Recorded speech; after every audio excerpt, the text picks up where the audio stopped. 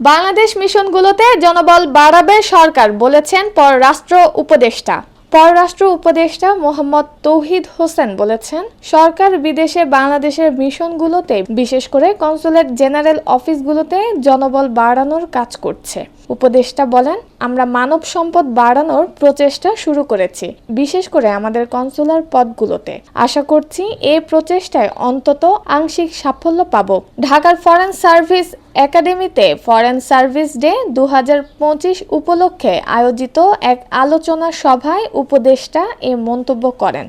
তৌহিদ হোসেন বলেন, বাংলাদেশি প্রবাসী কর্মীরা যেসব চ্যালেঞ্জের মুখোমুখি হন তার প্রায় 80% তাদের অভিবাসনের আগে দেশের ভেতরে এ বিষয়ক কার্যক্রম থেকে আসে।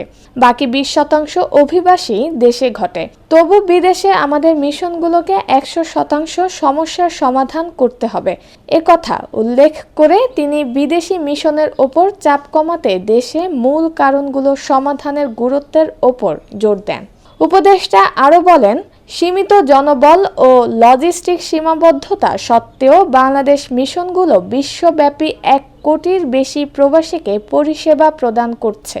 সৌদি আরবের উদাহরণ টেনে উপদেষ্টা বলেন, সৌদি আরবে প্রায় 32 লাখ বাংলাদেশি বসবাস করছেন। তিনি প্রশ্ন তোলেন, একটি মিশনের 50 জন কর্মকর্তা কিভাবে এত বিপুল সংখ্যক মানুষের সমস্যা সামাল দিতে পারেন।